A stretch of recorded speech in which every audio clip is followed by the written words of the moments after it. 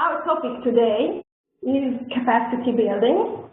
We are going to address this topic with the help of three speakers, Helmuth Aigner and Schratz from Austria, and Jonas Höög from Sweden.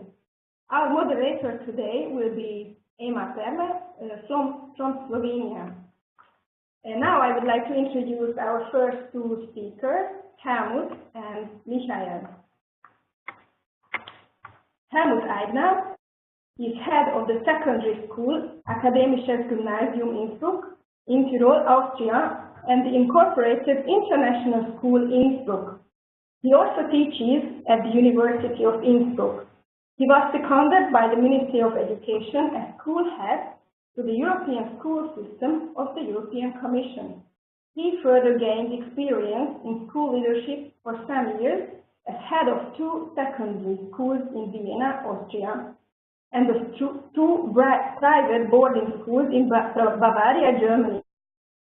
He was involved in a number of EU projects and networks, taught at the US Duke University, North Carolina, and at different Austrian pedagogical institutes and universities, with special focus on international communication, quality assurance and evaluation, school development, and conflict management. Schratz is Professor of Education at the Department of Teacher Education and School Research, University of Innsbruck, Austria, and he is presently Dean of the Faculty of Education. His professional interests are in educational innovation and change, with a particular focus on leadership, quality development, and self-evaluation.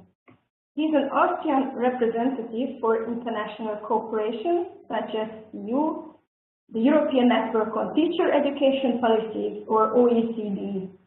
He is the scientific co-director of the Austrian Leadership Academy.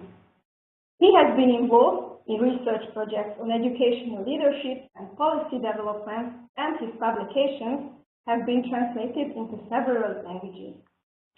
And now, after this introduction, I would like to give the floor to Helmuth and Michael, who will present the toolset on capacity building. Thank you very much, Adele, and hi to everyone. Welcome to our webinar. We're happy to start with our presentation on educating school leaders as change agents. As we just heard, we are going to present these ideas on educating school leaders from Innsbruck, from the School of Education at the University of Innsbruck. We are doing that together, Michael Schratz and myself. What do we want to address with our tool set? We wanted to achieve the following principles. First of all, we wanted to address all stakeholders being involved in the process of change in schools. At the same time, we wanted with our tool set to start shifting mindsets of all stakeholders. We, of course, tried to draft a tool set which is attracting attention by all stakeholders and supporting the challenge which is coming by change in school development. Of course, what we want to achieve is also a kind of coherence between school policy and school practice.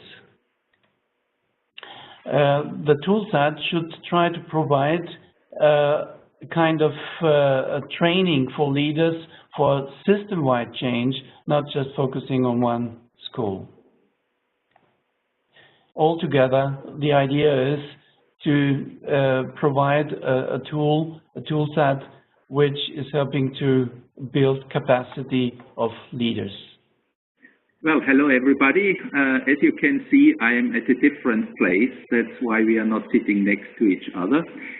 Speaking of capacity building, we notice, especially in the German-speaking background, we have to find out where can capacity building come from, and that's why we landed at the yin-yang model of management and leadership, because it helps school heads to differentiate more in their intervention.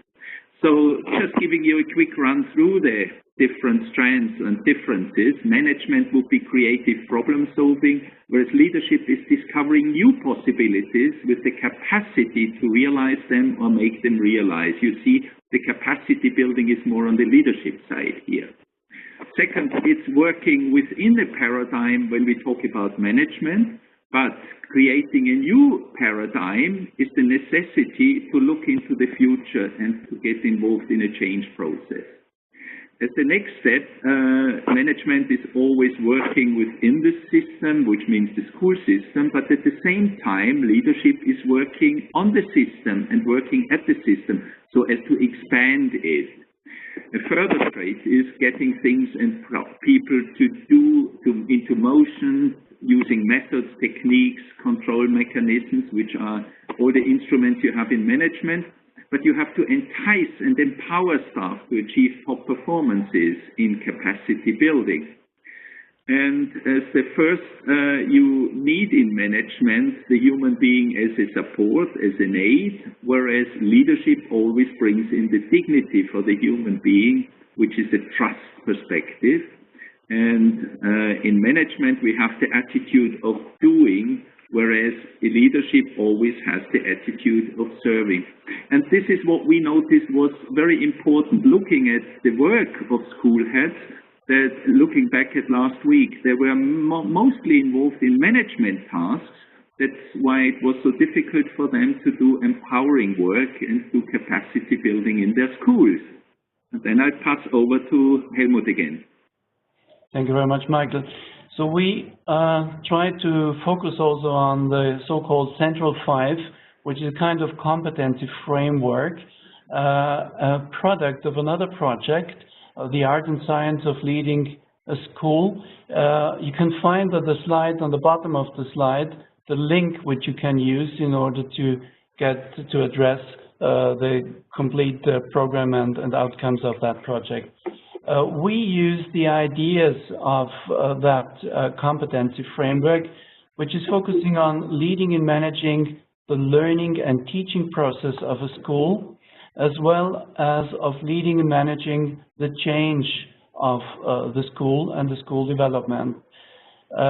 We thought that the competency of a school leader, of school leaders, should focus on managing himself or herself, as well as managing and leading others, as well as leading and managing the institution, of course. Altogether, our idea regarding our tool set was that we want to focus on creating a school leadership culture which is focusing on change. So that means, from our point of view, that it needs capacity for creative intervention, as well as innovation and change as a very special capacity which is needed by school leaders. There is the focus on organizational energy regarding change and the culture of change, as well as that we focus on learning from the emerging future in our tool set. And we want to start with the first of these three tools we are using. The one is, when you look at this, you see the learning curve between time and development. You have a quick growth in the learning process, but then it evens out, and we talk about good practice.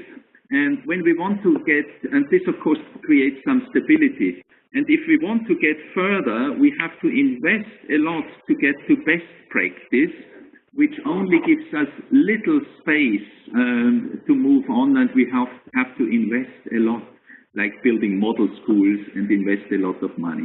That's why we started using a kind of creative intervention to sort of make people think of different ways of doing that. And this intervention causes what we called it a step to development of next practice, which of course creates critical instability because you can't build on new routines anymore.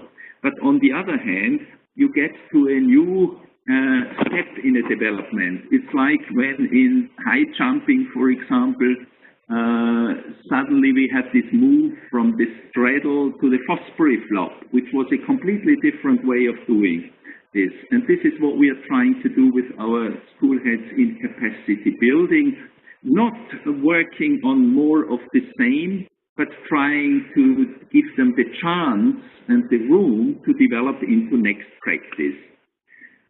And this is how we think of changing the patterns of how school leaders look at their work, look at themselves, or do all those 5 competencies which Helmuth talked about. But then we realized we have to have a theory which helps us in the change process. And this is where we build on Klaus Otto Scharmer's theory U, which you will see in the next slide. And it has the form of a U because Scharmer says usually you just start downloading the patterns of the past. And you have to interrupt that, as I showed you beforehand. And he says you have to see things with fresh eyes. Look at things from a different perspective. And this means you have to open your mind first, because if you don't open up yourself, then you will never be open for new challenges or next practice. The second one is you have to sense in this new situation, in this new perspective, how does it feel differently? And this is the step where you bring in your emotional part as well. This is why we talk about opening heart. And the following step would be, and this is the most difficult, to let go the old routines and open up yourselves. And this is what is called open will. You have to be willing to do something different. And Klaus Otto Scharmer calls this presencing, using this artificial word of combining presence, the here and now, and sensing what is going on. And then the next step will be letting come, enacting, prototyping, etc. But it's not time to go into detail. It was more important to think of how can you interrupt the downloading the patterns of the past.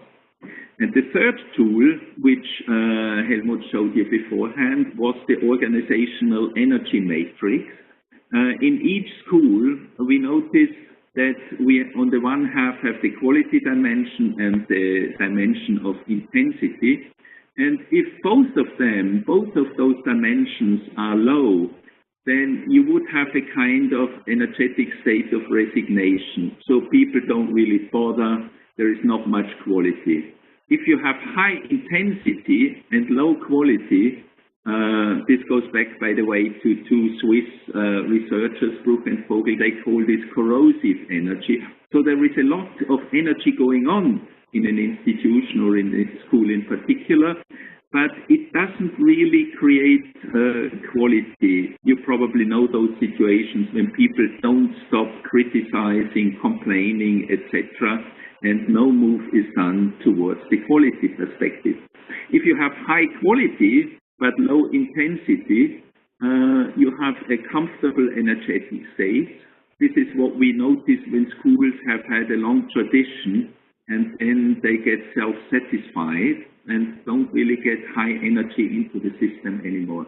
That's why in capacity building, we have to find the quadrant on the right top side, which carries the productive energy, where you have high intensity, but this intensity is always steered towards a visionary direction and to get everybody moving into direction.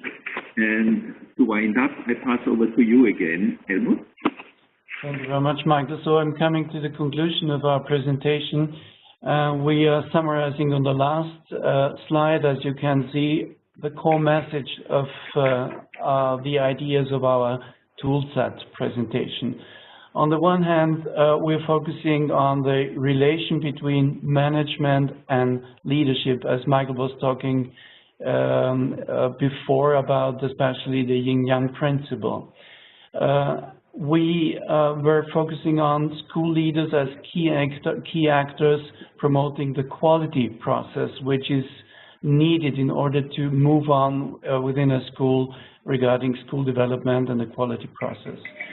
Another part of our message was the systemic innovation, which requires a new understanding of school leaders, as well as that leaders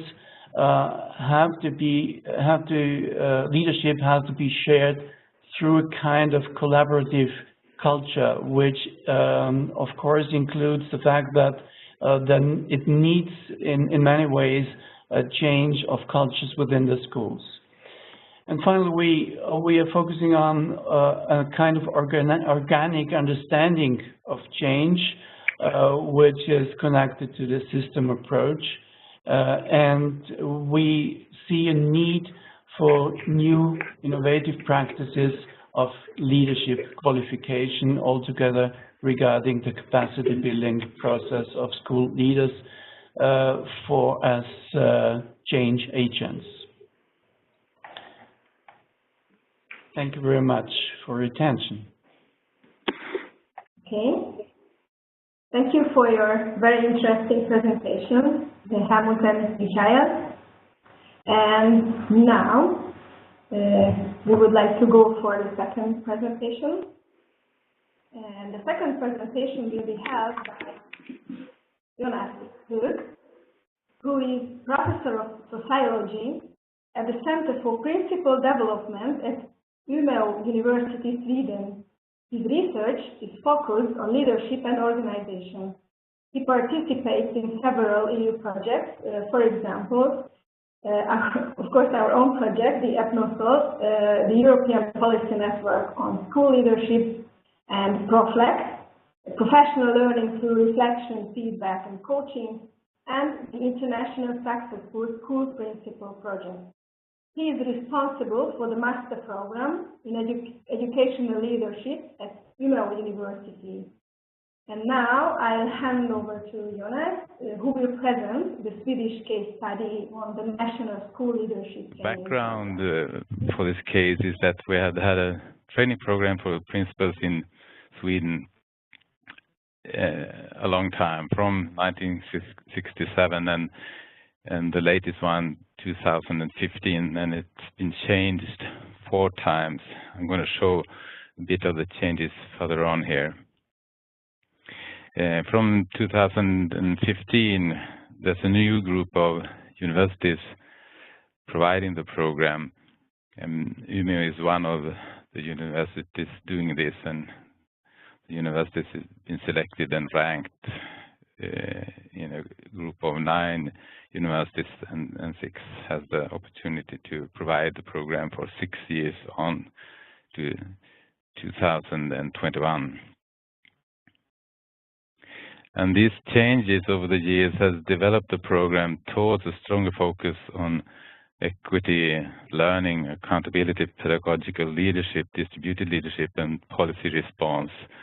Those concepts that we often use when we discuss school leadership in the EPNoSL project. This is a table showing the years and who's been responsible, and it's always been the National Agency of School or Education that has been heading the program. But there's in the end here, we have had universities providing it from the start. The National Agency was doing it themselves. And it's been mandatory also the latest years, 2 years, from 2009 and further on from 2015. But the years before, they haven't been mandatory. So it's been the municipalities choosing whether they want to send their principals to this program. The length has been much the same, 3 years.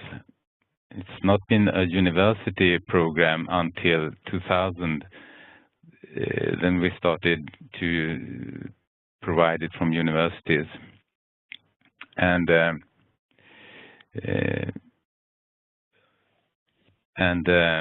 we have also starting to give university credits for completing the program, 20 credits in 2000 and then 30 credits further on. If we look into the levels, it's not been a university program, but on advanced level from 2009. Looking into the concepts we use, equity, learning, and so on, we can see that it's not been focused, the program, so much towards these concepts, especially distributed leadership and policy response, not at all have we judged until year 2000. And then we see when the new program comes 2009 and further on, we focus a lot more on these concepts. So, and this way of understanding school leadership. So, without knowing that EPNoSL would go in this direction, the Swedish training program for principals have been developing in this way. So that perhaps says something about the way EPNoSL works. The rationale to use this as a best practice case is 7 or 6. It's governed and financed by the Swedish National Agency for Education. I think that is important, that the state has the control over a program for schooling. And it's mandatory. It means that all principals in Sweden, when this program has run for a time, will have this background, and this makes it more easy for the state and the municipalities to lead the school system. And it's on an advanced university level, based on the Bologna process structure, and it makes it possible also for principals to go on to master programs at university delivering the program. And it has a course structure also based on the Bologna practice, and it uses the expected study results, knowledge and understanding, skills and abilities, assessment ability, and approaches. It focuses on steering system, organization, and school leadership, 3 pillars for building a good school. And the way the providers have been chosen is quite strong. So there's an evaluation of 4 international experts of the universities being able to do this in a good way. So I think these are arguments you can use to choose a case like this. The aim for the National School Leadership Training Program is developed like this. A task for a principal is to find the national goals and achieve a learning and experienced, meaningful, stimulating, and secure school. And the School Leadership Training Program aims at develop skills to make the principals able to manage their responsibilities and achieve the goals set up. The 3 courses are with each 10 academic credits. The first one is legislation of schools and the role of exercising the function of an authority. Management by goals and objectives, the second, and the third one, school leadership. So now to the analysis. To try to see the programs in the eyes of the EPNoSL leadership concepts is the idea. And we have those, we have already talked about them: equity, learning, accountability, pedagogical leadership, and distributed leadership, policy response. And I've used the method to give each concept 1, 2, or 3 capital letters to mark them. And when we go through the goals each time the concept is related to a goal, this would be marked, and then we can count how many times these concepts are used or could be related to the goals in the program. We start with the first course, Legislation on Schools and the Role of Exercising the Functions of an Authority. It has 12 goals in total, but I will just give some examples here. And the first one here, put in red, is to demonstrate good knowledge of the structure of the steering system and the principal's tasks in accordance with legislation. I think this is a goal that reaches to accountability and also to policy response. Further down, we have a couple that should demonstrate knowledge of the central elements of school legislation. And this will be to cover the individual's right to education and responsibility for the provision of such education, and the school's responsibility for ensuring that pupils are given the opportunity to attain the national goals. And of course, I would like to say that these are equity goals. And also the last one here, demonstrate the ability to make assessments in the area of school legislation with respect to the legal security of pupils and relevant scientific, social, and ethical aspects. Also, a lot about what equity should be in schools. The next course, the second one, Management by Goals and Objectives. And here we have 12 in total also. I take the red one, and the second one here. Demonstrate good knowledge of the principles of the central regulatory system and their interaction, as well as the conditions governing work in a politically steered organization. And this is about accountability to follow what's the idea with schooling, and also policy response to be able to understand what do the government mean with the goals in school. And further down, we have demonstrate good ability to explain the goals of the school, make these clear, and transform them into concrete actions. And this, I think, is about learning to understand goals and make people working in schools and the pupils and the parents to understand what's the meaning of schooling, but also to transform them into concrete actions, which should mean a sort of distributed leadership where principals make it possible for teachers to follow the goals and develop the goals. The last course, School Leadership, has 15 goals in total, and we pick 2 here. Demonstrate good knowledge of the effects of different leadership strategies on the performance of co-workers in order to enhance their development at individual and group levels. And this is policy response, I think. No, this is pedagogical leadership, of course. This is about helping teachers to work towards the goals and to develop their performance. And the last one here, demonstrate good ability as the head and leader of school personnel in managing and delegating work in order to maximize the learning and development of pupils. And here we have learning in focus.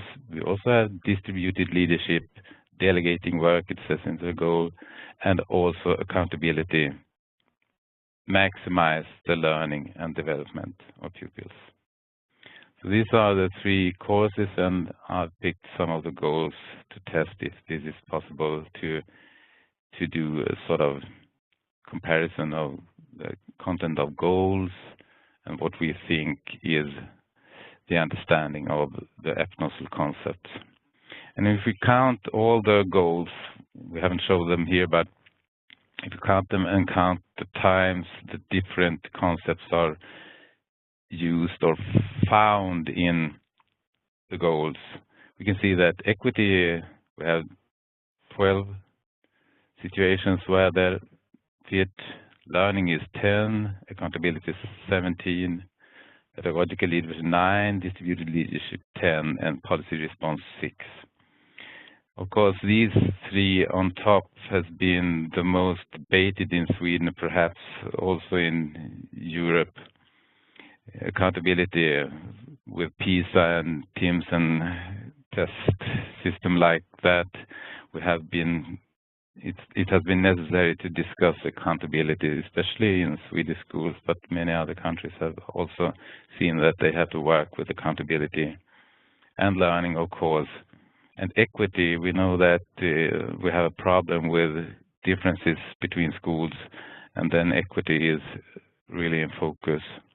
Pedagogical leadership is a new concept, but it's working its way into the debate and the way people talk about school leadership, especially in Sweden. Distributed leadership also, it's a way of talking about democracy in schools. Distributed leadership is also a way to make schools more effective and to help teachers take responsibility on a leadership level. And policy response, I don't find too many examples of this in the goals, and that's perhaps something that could be debated. It's also about autonomy, that policy response perhaps related to autonomy is something you could discuss. Go back to the first table and we put in the goal content and put them over here to the left. We can see that it's still quite weak when it comes to policy response, but it has been stronger when it comes to equity, accountability, and distributed leadership when it comes to the discuss that we have in Sweden and the content of the program. So there's been a development over time in relation to the EPNoSL concepts, but perhaps not spread like we have thought. So we have perhaps something to work on when it comes to some of these concepts, at least in Sweden. Lastly, what have we seen when it comes to results so far? And there's been an evaluation made by the national agency. So far, 6,500 school leaders have completed program, 90% passed, 3,400 are this year in training, many groups. And if you combine this, about 60% of the Swedish principals and assistant principals either completed or are following the program. So it's a quite large process going on when it comes to school leadership in Sweden. The participants' impression when they answer surveys about how they feel when they end the program is positive. Over 95% say that they think the program is quite or very good.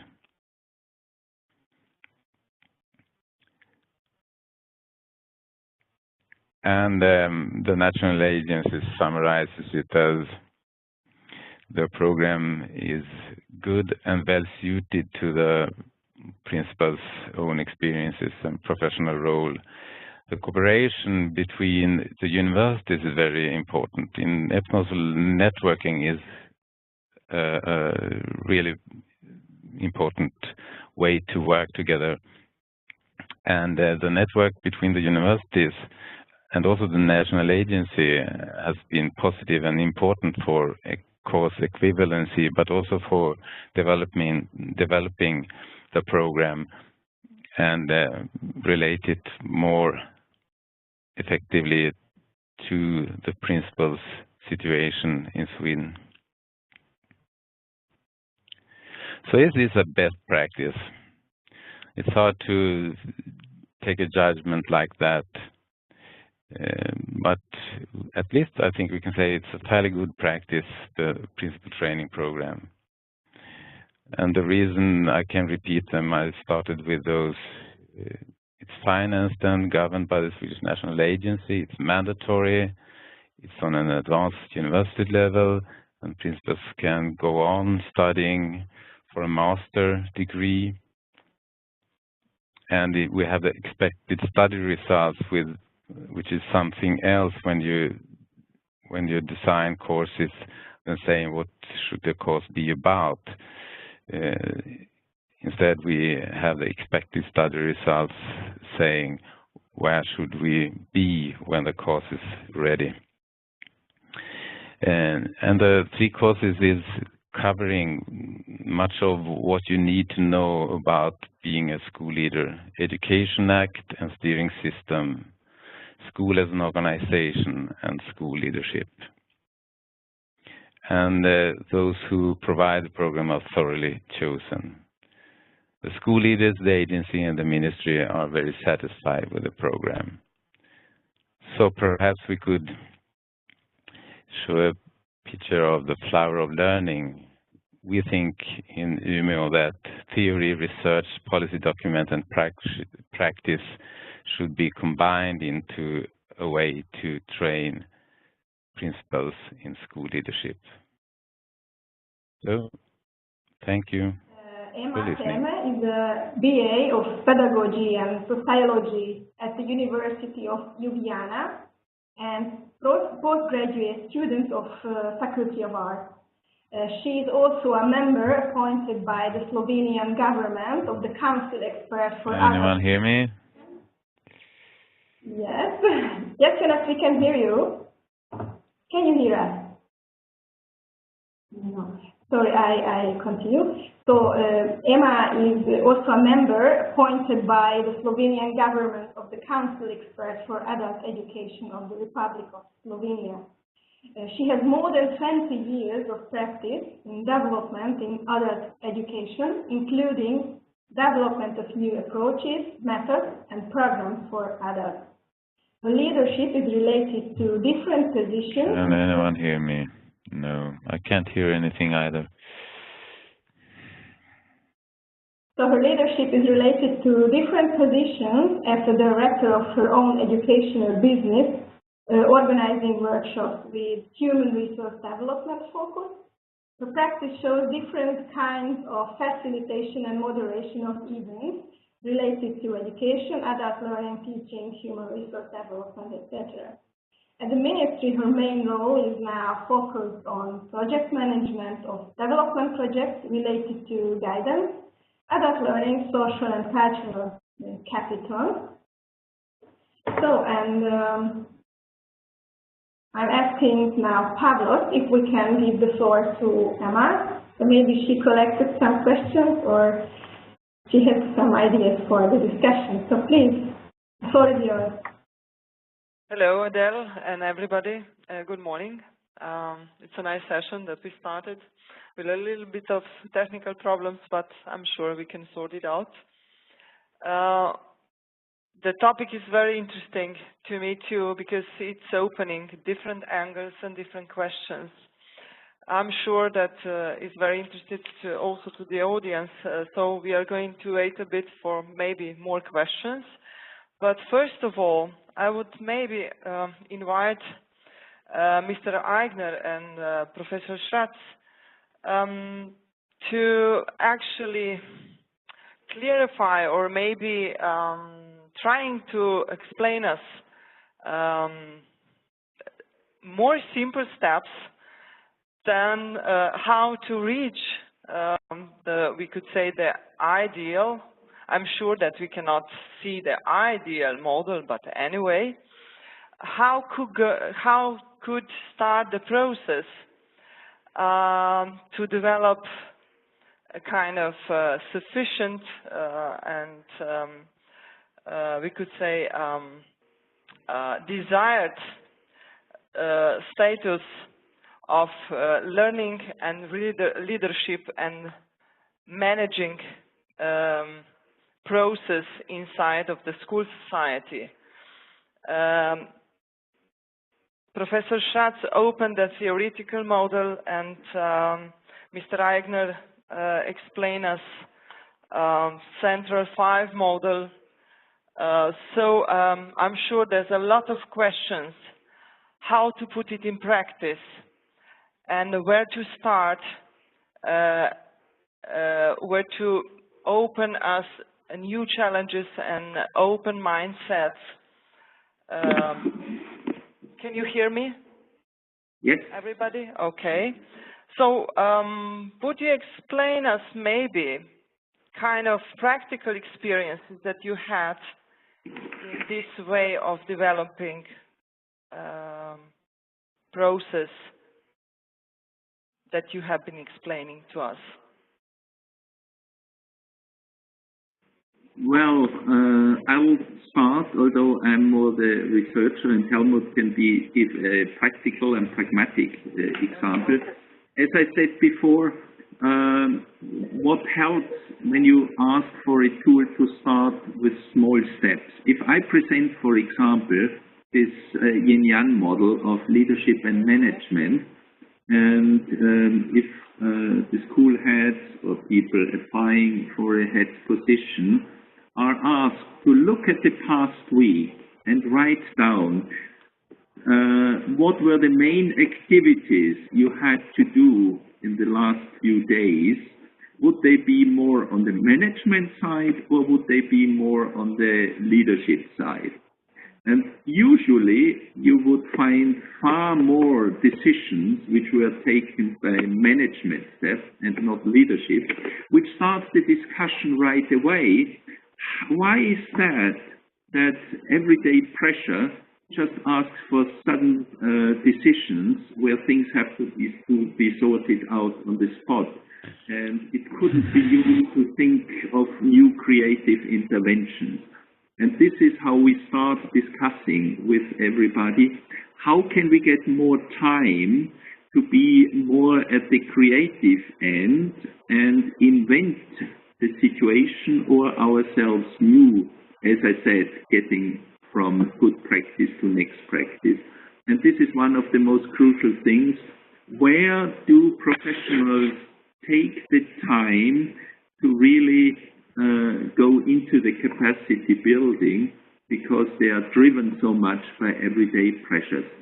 And perhaps Helmuth can elaborate on that, because he is at the front doing that every day. Thank you. Mr. Schratz? Yeah, thank you very much, Michael. Yeah, I fully agree with what Michael just said. From the perspective of an acting school head, the biggest challenge is to focus on leadership, because more and more tasks are given by our local authorities, by the state to the school heads, in order to focus on the managing part. The managing part however, does not allow to develop a school and to focus on improving and securing the quality of the school. So this is why I think that a first and important step should take part on the level of leadership training.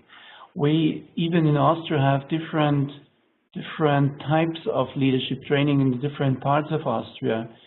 And what would really change the system of the school would if there is a growing awareness of those who are providing the leadership training, that there is a need for a stronger focus on the leadership part of that job. And I have to say, it is the leadership part which makes the job interesting, because that's the one where you can be creative within the school and working together with a team. I also would like to mention that we talked about in our toolset about the positive energy of change. If we would ask school heads, and I'm sure not just in Austria, if they would recognize change as a positive or a negative aspect, most of them would see that as a challenge or a burden. So to more focus on the positive energy which is coming to a school or to an organization like a school by change, this is something that we should take as an essential part of the training of school heads for the future. In a way, this practical example shows us that it's kind of possibility, and we could say systematic approach could be made inside of the system for leadership in education, for principals and all that they're in charge for, we could say, leadership in education, not only principals but also the others. But this program, which we have heard about, it's focused to masters of schools, and it's also that it's mandatory right now, and it's also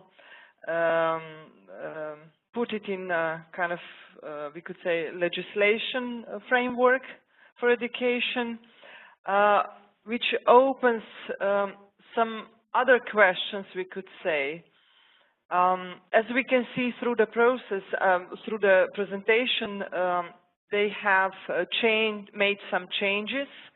I'm sure that they were, I'm totally sure that they were made upon the analysis of changes and trends that they happened in the society and then also in the process. But the main question is how to follow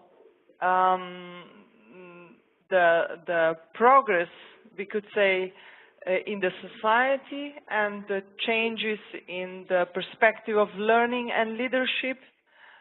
If you look at it, the models that they were presented by the Mr. Schratz and Mr. Aigner.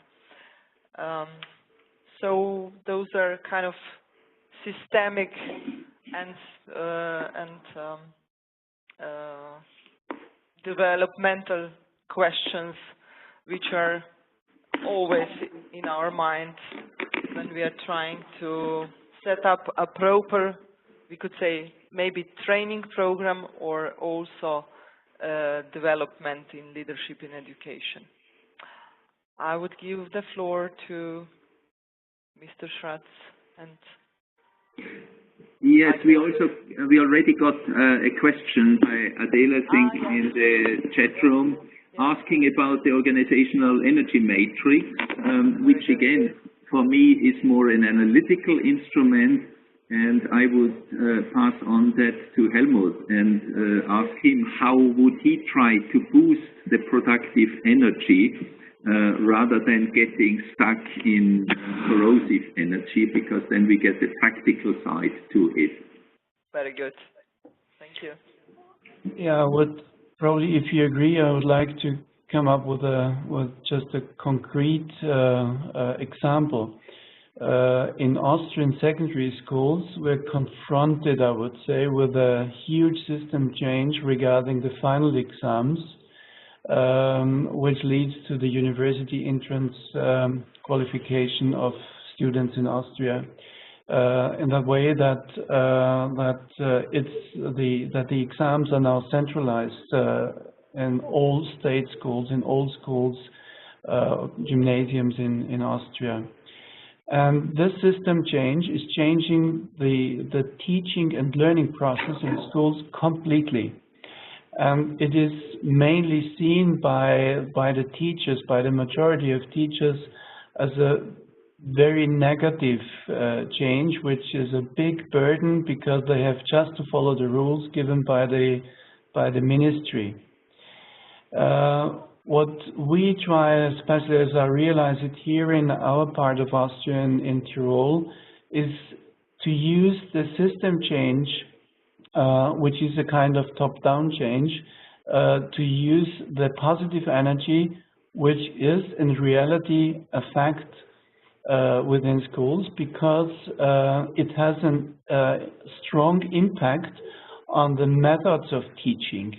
So what we tried in our school, and I know that others in Tirol are doing the same, is to use this input which is coming from the ministry regarding the change of the centralizing of the final exams in secondary schools, to use it as an idea in order to change our methods of teaching and learning. And of course, we have to be realistic. If there are 100 teachers in a school, so not 100% of them would feel that positive energy, but it is possible to do that. And the key person to change from the negative burden of the system change to focus on the positive energy, the key person for that is, of course, a school leader. Not a single teacher would realize that and influence the others. And this is why I really think that we are in a position where we can change the culture regarding using the energy of the school. Thank you very much. This energy actually is, we could say, crucial in changing the culture and the perspective of teaching and learning, as you said. And it's some kind also related to personal attitude and values and mindsetting. I would ask you kind of, you could say, unusual question. What would you suggest to a principal? What to check by himself or herself, firstly, to empower himself or herself with a positive energy and try to make a step over?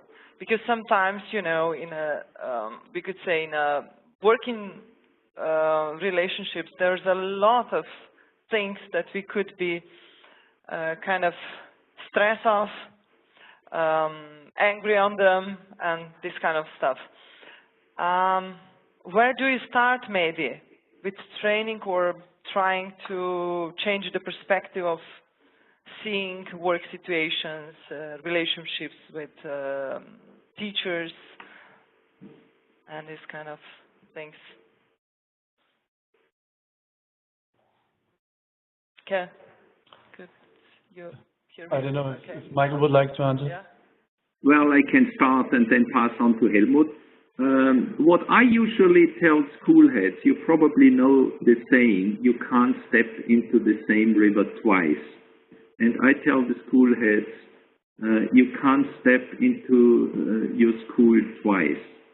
And very often, this is what I call with downloading the patterns of the past. If you enter the school every day with a new perspective, either ask the kid just running about what it experienced at home, or talk to a teacher, or find something new where he had not gone as a first step. And it's amazing how that helps in suddenly enlightening the horizon rather than from trying to get from A to B, because the obstacle is always the habits we have, and they are important because routines are necessary to have safe ground, but they get dangerous if you only stick to the routines and load down the patterns of the past. But I'm sure Helmuth has something from his everyday life experience. I mean, we are talking about a school culture, which is linked to the leadership culture. And school culture has to do mainly with communication. So the school culture is mainly influenced by the way how people are communicating within a school. If we talk to parents who are interested in enrolling their kids as new students in our school, so from my point of view, the key factor for their decision for a single school is the question, how do they recognize the culture of a school, which can be felt by students and by parents, by the communication, by the way how students communicate with teachers and teachers communicate with teachers. So we have to communicate this focus on positive energy of change. There is a tendency to look at the negative side. There is, especially, I think, because of many challenges teachers are facing, there is the tendency of seeing problems, and this is why we developed in our school a kind of philosophy saying we don't talk in our school about problems and difficulties, we just talk about solutions. And we recognize every problem as a kind of salt in the soup, which improves the taste of the soup. So the taste of the school soup is of course better if it is a bit more salty than if there is no salt in it. Thank you very much for this metaphor of soup, because we are turning to 12. This is just a joke. I would turn this discussion, which I found very interesting, about the positive energy and everything it's related with it. I would switch it to the stakeholders and we could say the society, the social framework that we are building up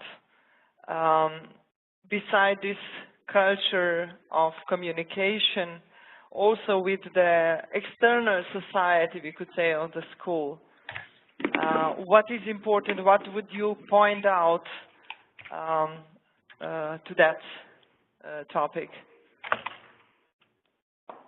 I think that's a very relevant topic. Actually, I am just here at the seminar place near Innsbruck, where we have a whole region, school heads from different places through a valley in the Austrian Alps. And what we realize that in a complexity of society, no single person or policy can change things which have very rooted histories. So if something would be written in a policy paper, it's an endless way and probably the longest distance to get to those remote villages. And just sending out the paper or email doesn't really change things. But sitting together, bringing all the stakeholders together and making the whole region into a learning region makes such a difference in enlarging the scope of how school can really support each individual student's life. And you know, this is more or less just that African saying where it says you need a whole village to bring up a child. And it's the same, you need the context to educate the child, because you have to link up from where the child comes from when they enter school. You have to look at where it goes afterwards. You have to look into the way of the world of work. You have to look at the further education, etc. And usually people are too far apart to link the knowledge which is there. This is why I think that would be a solution, to think of learning regions, not just of learning schools. Thank you very much for this explanation. I have an experience from one of those Slovenian projects with building up the social and cultural capital, where we find out and we kind of trying to make a progress in building up a relationship with schools and local societies, as you have been explaining, with the local regions and this kind of philosophy, we could say. And we just actually found out inside of this practice of the project that it's very crucial that schools are very much related to the happenings and things that are happening inside of the local society, not only with the curricular content, but also with the whole kind of things that are related with schools, parents, and all kinds of stakeholders and institutions and local authorities that they are involved in that kind of, we could say, society. So I'm checking the chat and questions, but I can see no questions anymore. So I would thank to the answers and possibility to chat about the leadership and management in education and learning and growing up. So I would give the floor to Adele. Thank you.